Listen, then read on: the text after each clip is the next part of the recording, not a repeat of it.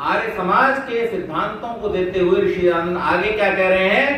संसार का उपकार करना। और आर्य समाज के नीचे आर्य समाज के लोगों ने टैगलाइन क्या लिखी?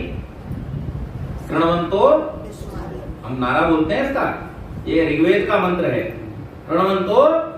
इसमें 3 बातें कही गई। कौन कौन सी? ये तो हो गया, ऋणवंतो विश्वमार्यम। ये पूरा मंत्र क्या है? किसे याद है? यही हमने छोड़ दिया। इसमें 3 बातें हैं।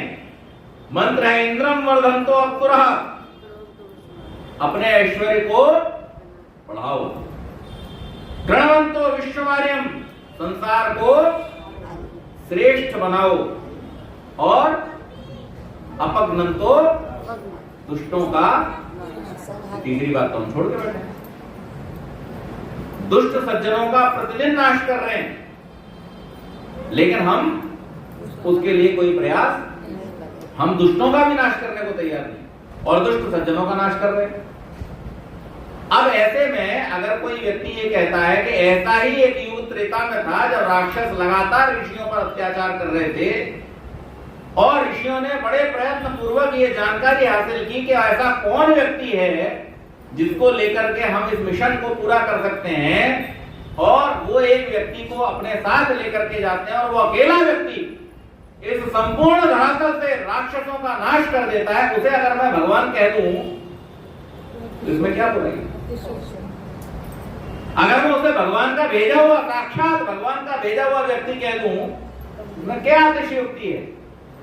ये तो स्पष्ट है ना। श्री राम भी ऐसे ही राजकुमारों में से एक थे जैसे अन्य बहुत सारे राजकुमार उस समय में हुआ करते थे, लेकिन विश्वामित्र उनको लेकर के जाते हैं, दिव्य शक्तियों से युक्त करते हैं और एक व्यक्ति को एक मिशन के साथ जोड़ देते हैं। वो व्यक्ति अकेला, आपको अगर रामायण आपने पढ़ी हो, सुनी हो, जिस समय खर और दूषण ने आक्रमण किया, कहां पर थे उस समय? पंचवटी में।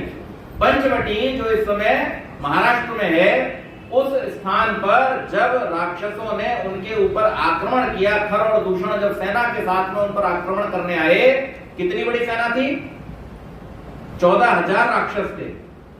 श्री रामचंद्र जी का कॉन्फिडेंस देखिए, लक्ष्मण जी को बोलते तुम इन्हें लेके गुफा में जाओ, इन्हें मैं निपटता हूं। एक ही दिन में 14,000 राक्षसों का संहार किया। ये इतिहास कह रहा है ना आपका। ऋषि वाक्य तो प्रमाण है। वाल्मीकि ऋषि जब इस बात को लिख रहे हैं तो प्रमाणिक है कि नहीं है? कितना बड़ा तेज रहा होगा, कितना बड़ा ओज रहा होगा, कितना बड़ा आत्मबल रहा होगा, कितना बड़ा विज्ञान रहा होगा। ये विज्ञान आदि की प्राप्ति के लिए जब स्वामी जी आगे बढ़ते हैं, क्या लिखते हैं? विज्ञान व राज्यादि ऐश्वर्य की प्राप्ति के लिए हे प्रभु आप ही हमारा पथ प्रदर्शित करें, आप ही हमें सन्मार्ग से उद्देश्य अग्ने नय सुपथा राय आसमान विश्वानि देव वैनानि विद्वान। हम इन प्रार्थना के मंत्रों को केवल पढ़ने के लिए न पढ़ें, ऋषि ने इसमें सारा विज्ञान दिया है और उनका जो आध्यात्म है बहुत उच्च स्तर का। आज जैसे बाबाओं का आध्यात्म नहीं है ऋषि दयानंद का। ऋषि दयानंद का आध्यात्म बहुत उच्च स्तर का है। जैसे महर्षि पतंजलि कहते हैं कि दुख क्या है? हेयम। ये दुख घृणा करने की चीज है। आप आने कैसे दे रहे हो इसको अपने जीवन में? आपको इससे बचने का हर संभव उपाय करना ही है, इसीलिए तो आप मनुष्य बने हो।